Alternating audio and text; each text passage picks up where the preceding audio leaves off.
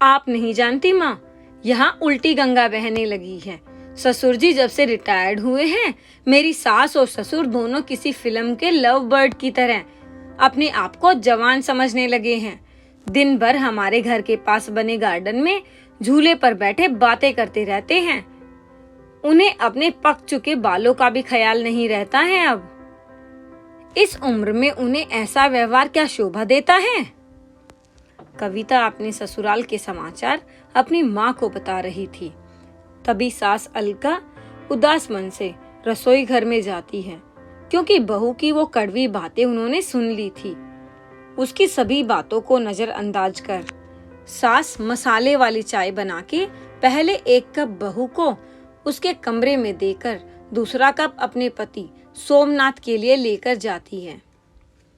बहू ये देखती है और अपना मुंह टेढ़ा कर लेती है।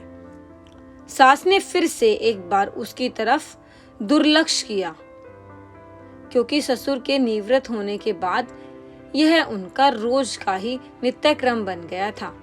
वह अब किसी की भी परवाह किए बिना रोज अपनी मर्जी के मुताबिक नए नए कपड़े पहनकर गार्डन में अपने पति के साथ बैठकर अपना ज्यादातर समय बिताती थी। उन्होंने अपनी पूरी जिंदगी अपने बच्चों के लिए काम करते बिता दी थी, इसलिए अब बची कुची जिंदगी में वह दोनों एक साथ समय बिताकर जीना चाहते थे।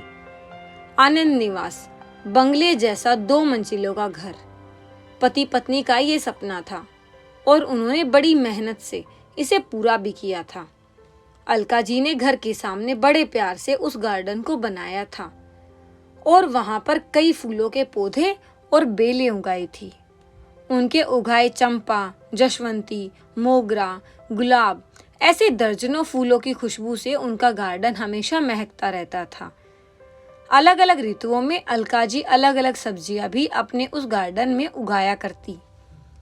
रसोई के लिए धनिया, पुदीना, मेथी उन्हें कभी बाहर से खरीदनी नहीं पड़ती थी। इतने सालों तक काम की भागदौड़ में सोमनाथ जी कभी भी इस जगह का आनंद नहीं ले पाए थे, लेकिन अब उनका पूरा खाली समय इसी जगह पर बीतता था। दरअसल एक और छोटा सा घर वहां बना सके, इसलिए उन्होंने वह जगह खरीदी थी, लेकिन अब वह संभव नहीं था। अलका जी को अपने बनाए उस गार्डन में एक झूला चाहिए था, जो उन्होंने ला कर दिया था, और अब वही झूला उनको एक दूसरे के साथ ज्यादा से ज्यादा सुखमय समय बिताने का जरिया बन गया। उन्होंने अपने घर में बाकी सभी जरूरी चीजों की और बाकी ऐशो आराम की चीजों की कोई कमी नहीं रखी थी। फिर भी बहू को दोनों को उस झूले पर बैठकर समय बिताना खटकता था। पहले दिन भर उसके साथ रहने वाली सास अब ज्यादा समय अपने पति को देने लगी थी। अपने सास ससुर को टोंट मारने का एक भी मौका कविता नहीं छोड़ती थी।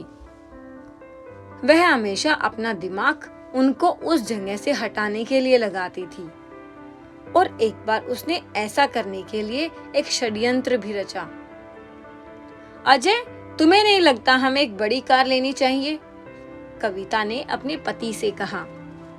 आइडिया तो अच्छा है, लेकिन कार रखने के लिए जगह कहाँ है हमारे पास? एक ही तो छोटा सा गैरेज है, जहाँ सिर्फ एक कार के लिए जगह है। अजय ने चिंता वाले स्वर में कहा। कौन कहता है जगह नहीं है? वह गार्डन है ना, जहाँ आजकल 2 लव बर्ड्स अपना डेरा जमाए बैठते हैं। कविता ने अपने पति की तरफ तिरछी नजर करते हुए कहा। आजकल तुम कुछ ज्यादा नहीं बोलने लगी हो? अजय ने अपनी पत्नी को फटकार लगाते हुए कहा। लेकिन सच तो ये था कि उसने भी इस बारे में अपने पिता से बात करने का मन बना लिया था।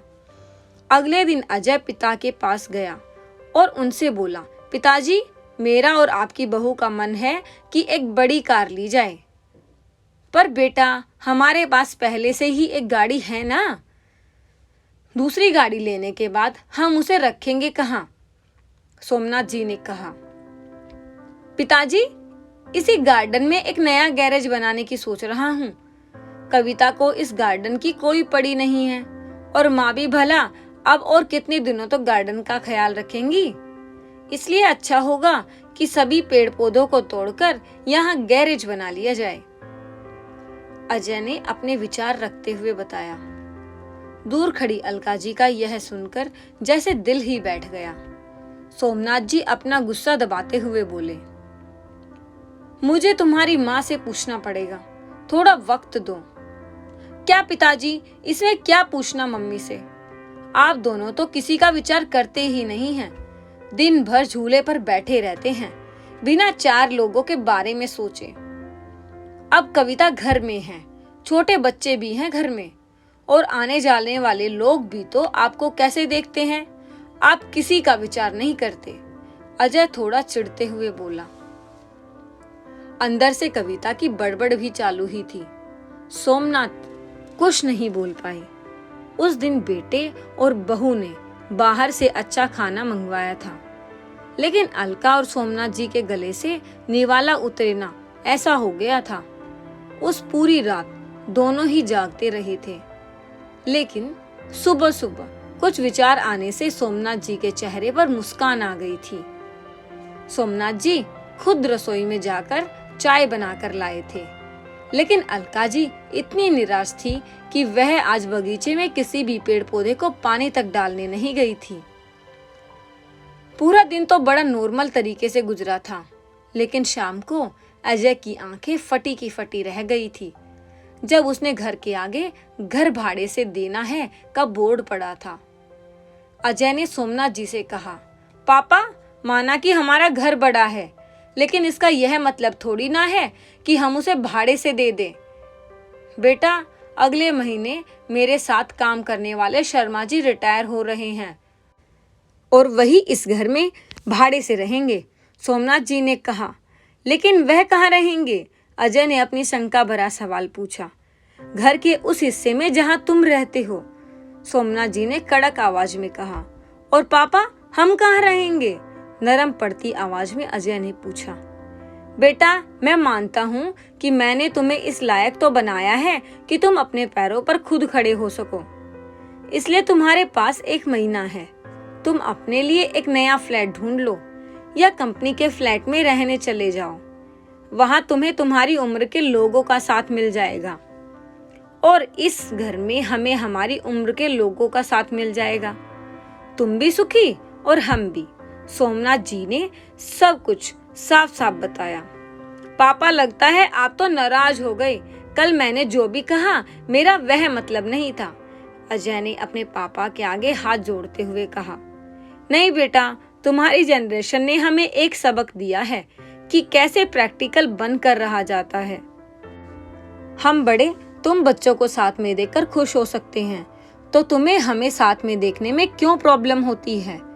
यह घर, यह गार्डन में बड़े हुए यह पेड़ पौधे इस बात के गवाह हैं कि कैसे तुम्हारी माँ ने मेरे लिए और खासकर तुम्हारे लिए जी जान से सेवा की है। अपना समय, अपनी जवानी सब खर्च कर दी है। इसलिए इन सब पर तुमसे और मुझसे भी ज्यादा तुम्हारी माँ का हक है, और इन सब को मैं तुम्हारी माँ से नहीं छीन सकता। सोमनाथ जी ने अपनी पत्नी की तरफ देखकर कहा। दोस्तों, जाने अनजाने में हम हमेशा यह गलती कर बैठते हैं। हम सोचते हैं कि हमारे बड़े बूढ़े हमारे हिसाब से जीवन जिए। ऐसा करवाने के लिए हम उन पर अपने विचार थोपने लगते हैं, लेकिन हम यह भूल जाते हैं कि उन्होंने हमारे लिए कितना त्याग किया है, और जब उन्हें उनके हिसाब से जिंदगी जीने का मौका मिलता है, तब उनका साथ देने की बजाय हम उनके विरोधी बन जाते हैं। धन्यवाद दोस्तों। अगर आपको हमारी कहानी पसंद आई हो तो वीडियो को लाइक करें और चैनल को सब्सक्राइब करना ना भूलें।